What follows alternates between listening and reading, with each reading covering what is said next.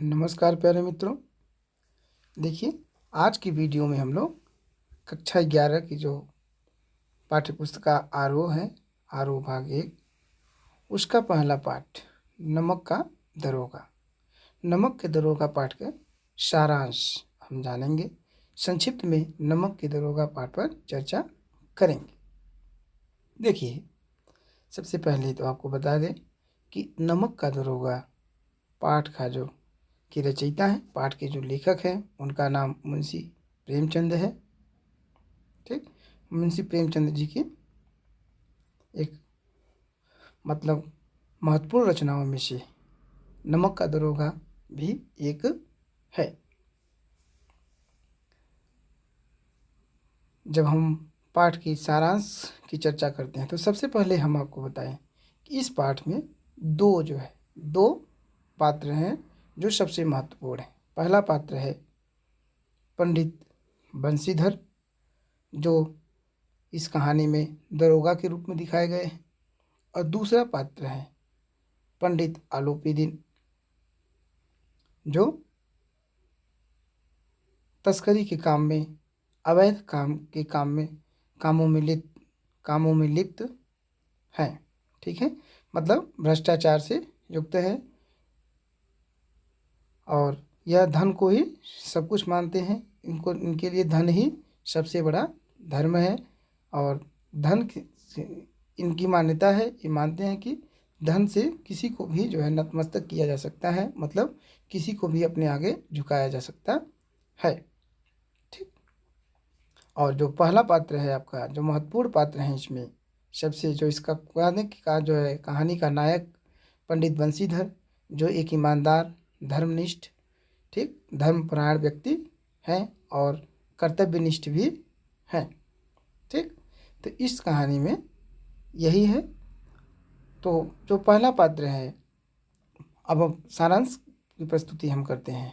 जो पाठ का जो है शुरुआत होती है, इसमें पंडित जो है बंशीधर के पिताजी पंडित बंशीधर नौकरी की तैयारी कर रहे हैं, नौकरी प्राप्त करने के लिए तैयारी कर रहे हैं। और इस तैयारी के दौरान उनके पिताजी उन्हें समझाते हैं। ये जब तैयारी जाने से पूर्व उनके पिताजी बताते हैं कि देखो, तैयारी ऐसी नौकरी की करो, सीख देते हैं। ठीक है, कहते हैं कि जो मैं सीख दे रहा हूँ ये मेरी उम्र भर की पूरी कमाई है। सीख देते हुए वो कहते हैं कि नौकरी ऐसी ढूंढो जिसमें वेतन भले ही कम हो, ऊपरी कमाई ज़्यादा हो। ठीक, और फिर कहते हैं कि देखो, ऊपरी कमाई सीख देते हैं कि आप नौकरी करते हो तो जो ऊपरी कमाई, जो हम पैसे की रिश्वत की मांग करते हैं, उस रिश्वत के संदर्भ में कहते हैं कि देखो, रिश्वत की मांग व्यक्ति को देखो। कहते हैं कि रिश्वत की मांग इस हिसाब से करो, पहले व्यक्ति को देखो, समय को देखो, व्यक्ति की आवश्यकता को देखो, उसके अनुसार जो है मांग करो। ठीक, मतलब जो व्यक्ति गरजू है, जिसको गरज है, जिसको आवश्यकता है, वो तो देगा। कहते हैं कि इस जाल में वही व्यक्ति फंसता है जिसकी गरज हो, जो गरज नहीं है उससे रिश्वत की मांग मत करो। मतलब जिस व्यक्ति के लिए मतलब यह बहुत महत्वपूर्ण नहीं है, वह काम बहुत महत्वपूर्ण नहीं है, उसके सामने जो है रिश्वत की मांग मत करो। मतलब व्यक्ति की आवश्यकता को देखते हुए जो है आप समय, परिस्थिति और व्यक्ति की आवश्यकता को देखते हुए रिश्वत की मांग करो। ठीक है, और कहते हैं कि जो गरज वाला व्यक्ति है वही इस रिश्वत की जाल में इसमें फंसता है। ठीक, एक सीख ये देते हैं। दूसरी सीख देते हैं, बताते हैं कि देखो, कि जो अब इन्हें जो है, जो रिश्वत है उसे सही प्रमाणित करने के लिए, ठीक है, उसे सही प्रमाणित करने के लिए उसके सामने तर्क देते हैं कि देखो, सैलरी जो होती है, जो वेतन होता है, जो मासिक वेतन होता है, वो चंद्रमा की, मतलब माह की पूर्णमासी की चाँद की तरह होता है। जिस प्रकार चंद्रमा पूर्णमासी के दिन पूर्ण रूप में, मतलब पूरा दिखाई देता है, उसके बाद महीने के अंत, मतलब और एक दिन पूर्णतः लुप्त हो जाता है, महीने के अंदर लुप्त भी होता है, पूर्णतः दिखता है, फिर महीने के लास्ट में लुप्त भी हो जाता है। तो कहते हैं महीने के बीच में ही लुप्त हो जाता है। तो कहते हैं कि देखिए, ये जो है सैलरी भी, वेतन भी वैसा ही है, महीने में एक बार आता है और महीने के अंत तक धीरे धीरे क्या हो जाता है, समाप्त हो जाता है। ठीक है। और जो ये रिश्वत है, कहते हैं कि इसलिए समाप्त हो जाता है, इसमें बरकत इसलिए नहीं होती क्योंकि यह जो वेतन होता है ये आदमी देता है, जबकि जो रिश्वत है, जो ऊपरी कमाई है, उससे बरकत होती है क्योंकि यह भगवान देता है। ठीक, ये तर्क दे करके वह उन्हें वहाँ जो है नौकरी के लिए, तैयारी के लिए भेजते हैं। लेकिन जो पंडित बंशीधर हैं वे जो है अत्यंत ईमानदार और धर्मनिष्ठ व्यक्ति हैं। वह जो है रिश्वत एवं भ्रष्टाचार को मतलब पाप की दृष्टि से देखते हैं। ठीक, तो अब देखिए कहानी की जो है कि बंशीधर तैयारी करने के लिए जाते हैं, उन्हें नौकरी मिल जाती है। नौकरी मिल जाती है, वो भी एक दरोगा की नौकरी, और वह भी नमक का दरोगा। ठीक, और एक जो है नदी के किनारे इनकी नियुक्ति हुई, और वहाँ एक जो है चौकी थी नदी के किनारे, जहाँ से जो है गाड़ियाँ, पुल है नदी पार करने के लिए, गाड़ियाँ मतलब आवाजाही करती हैं। वहाँ चेकिंग पोस्ट, मतलब चेकिंग पोस्ट, ठीक, जांच पोस्ट पर इनकी नियुक्ति हुई। एक रात की बात है, जो है गाड़ियाँ जा रही थी, इतनी रात मतलब आधी रात को गाड़ियाँ, बहुत रात थी और गाड़ियाँ जो है नमक से लदी हुई गाड़ियाँ जा रही थी। जब उन्हें जो है दरोगा जी को, बंशीधर को इसका एहसास हुआ कि इतनी रात को गाड़ियाँ जा रही हैं, जब इस चीज़ के बारे में जानकारी हुई तो जो है अपने सहायक जो है पुलिस से कहते हैं कि जाओ देखो कि वहाँ क्या है, गाड़ियाँ जा रही हैं क्या। तो गाड़ियाँ गई तो कहे उन गाड़ियों को रोको। गाड़ियाँ वो जो है नदी की इस पार ही रुकवा देते हैं। पंडित बंशीधर देखते हैं कि नमक से लदी हुई गाड़ियाँ जा रही हैं, ये तो अवैध व्यापार हो रहा है। ठीक है, अवैध व्यापार हो रहा था, तो मतलब चोरी से बेच रहे थे। ठीक है, चोरी मतलब अवैध मतलब होता है कि कानूनी रूप से वह काम करिए जो कानूनी रूप से मान्य हो, लेकिन यह काम कानूनी रूप से मान्य नहीं था, इसलिए ये लोग रात को जो है चोरी से लेकर के नमक को जाते थे और उसका व्यापार करते थे। पंडित बंशीधर जो है गाड़ियाँ रुकवा देते हैं। ठीक, और गाड़ी आगे नहीं जाती है, और तब जो है जो उसके मालिक हैं पंडित आलोपी दीन, वो पीछे गाड़ी में एक जगह बैठे हुए हैं। उनके जो जो थे जो है जो काम करने वाले व्यक्ति थे, जो गाड़ियाँ लेके जा रहे थे गाड़ीवान, वह जो है भागे भागे जो है पंडित आलोपी दीन के पास जाता है और कहता है कि साहब, मतलब जैसे भी कि मालिक गाड़ी जो है दरोगा जी ने गाड़ियाँ रुकवा ली हैं, आगे नहीं जाने दे रहे हैं। ठीक है, तो कहते हैं कि ठीक है। तो पंडित आलोपी दीन वहाँ मतलब पहले उन्हें बताया जाता है कि ये पंडित आलोपी दीन की गाड़ियाँ हैं, ये तो डेली जाती हैं, प्रतिदिन जाती हैं। कहते हैं कि ये अवैध है, ये गाड़ियाँ आगे नहीं बढ़ेंगी, मालिक को बुलाओ। मालिक आता है तो कहते हैं कि अरे आप जो है नाहक ही मतलब अनायास ही परेशान हुए, मैं इधर से जाऊं और मंदिर के देवता को प्रसाद न चढ़ाऊं, ऐसा हो ही नहीं सकता। मतलब मैं जिधर से अपना मतलब काम करते हुए अवैध काम करता हूँ, उस रास्ते में जितने भी चौकियाँ हैं, जितनी भी पोस्टें हैं, हर जगह जो है जो भी अधिकारी हैं उन्हें चढ़ावा दे करके ही जाता हूँ, मतलब रिश्वत दे के ही जाता हूँ। यह बात जो है, जब ये बात सुनते हैं तो बंशीधर को बहुत बुरा लगता है, और बंशीधर जो है कहते हैं कि गाड़ियाँ आगे नहीं बढ़ेंगी, अवैध व्यापार है, गाड़ियाँ ही रुकेंगी, आपको जो है जेल जाना पड़ेगा, आपको थाने जाना पड़ेगा। तो पंडित आलोपी दीन जो है अपनी कहते हैं ना कि अपनी प्रतिष्ठा, अपनी जो है पद, अपनी जो है मतलब दिखा बताते हैं कि मैं बहुत इस जगह का बहुत चर्चित प्रतिष्ठित आदमी हूँ, बहुत सम्मानित आदमी हूँ जो है, और आप अनायास में ही हमको परेशान कर रहे हैं।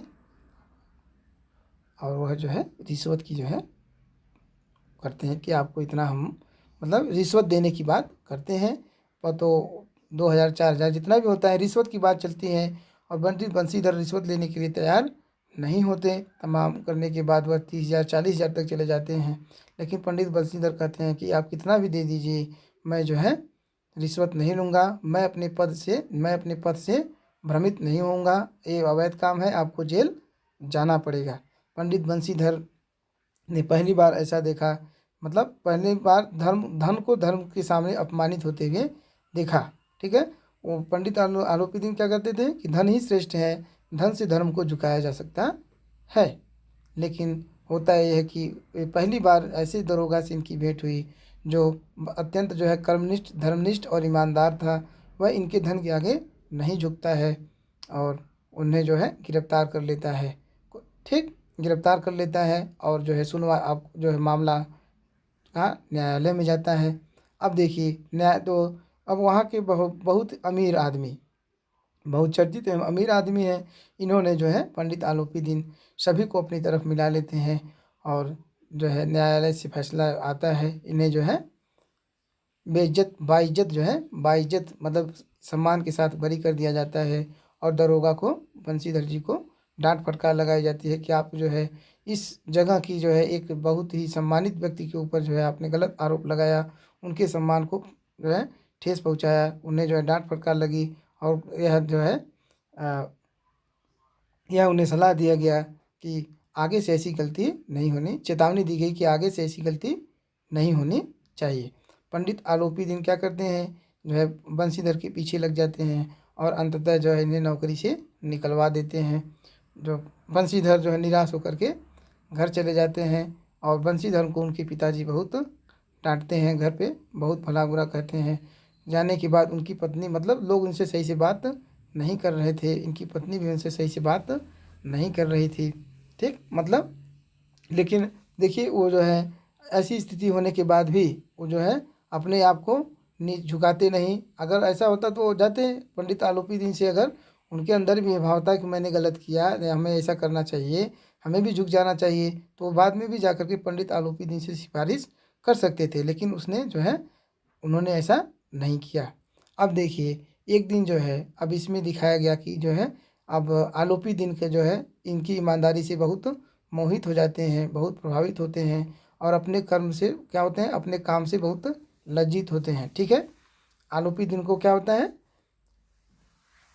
पश्चाताप करते हैं वो, उन्हें पश्चाताप मतलब कि अपने कार्य से बहुत दुखी होते हैं और आज तो दुखी होते हैं तो कहते हैं अपनी जो है इस पश्चाताप करने के लिए, मतलब अपने कार्य से अत्यंत लज्जित होते हैं और पश्चाताप करने के लिए वह जो है एक दिन उनके घर आते हैं, पंडित बंशीधर के जो है आते हैं मिलने के लिए। तो जो है पंडित बंशीधर सोचते हैं कि यहाँ पे वही वह हमें लज्जित करने के लिए आए हुए हैं।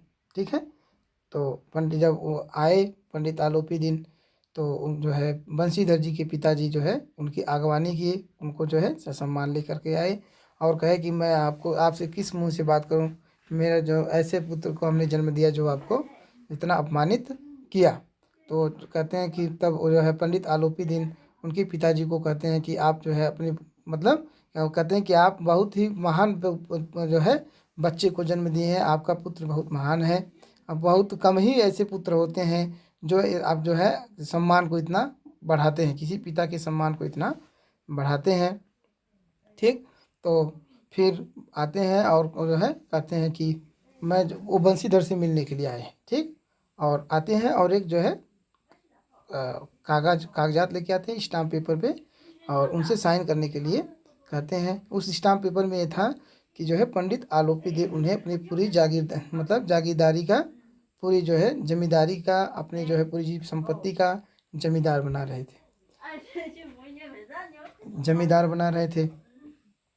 तो वो जो है कहते हैं कि वंशीधर कहते हैं कि नहीं नहीं मैं इस पद के योग्य नहीं हूँ, मतलब वो अपनी असमर्थता जताते हैं। लेकिन जो है पंडित आलोपी दिन नहीं मानते, वो कहते हैं कि मैं एक ब्राह्मण हूँ और जो है मैं कि जब जिस दरबार पे जाता हूँ उस दरबार से खाली हाथ वापस नहीं जाता हूँ, कुछ न कुछ लेके ही जाता हूँ, आपको इस पर जो है हस्ताक्षर करना ही होगा। और जब जो है वो जो है कहते हैं कि देखिए आप जो है लज्जित मत होइए, मैं ईश्वर से प्रार्थना करता हूँ कि आप वही नदी के किनारे वाला, ठीक है, ईमानदार, धर्मनिष्ठ, बेमुरौवत और उदंड, ठीक है, कठोर दरोगा जो है आपको वही मतलब कहते हैं कि मैं ईश्वर से कामना करता हूँ कि वह आपको वही नदी के किनारे वाला बेमुरौवत, उदंड, धर्मनिष्ठ और ईमानदार तथा कर्तव्यनिष्ठ दरोगा बनाए रखे। जब इतनी बात जो है बंशीधर सुनते हैं तो जो है वह अपने आप को बहुत शर्मिंदा महसूस करने लगते हैं और उनके सामने कोई रास्ता नहीं रह जाता। अंततः वह जो है उनके प्रति कृतज्ञता, मतलब उनके जो है आलोपी दिन उनके ऊपर जो यह उपकार करते हैं उसको जो है मानते हैं और जो है उस पर हस्ताक्षर कर देते हैं। ठीक, अंततः जो है कहानी का अंत किस प्रकार हुआ कि इसमें जो है एक सत्य पर चलने वाले और एक असत्य की राह पर चलने वाले व्यक्ति के बीच संघर्ष को दिखाया गया है, जिसमें अंततः जो है असत्य सत्य के सामने झुक जाता है। ठीक है, असत्य सत्य के सामने झुक जाता है और सत्य को जो है मतलब सम्मान देता है।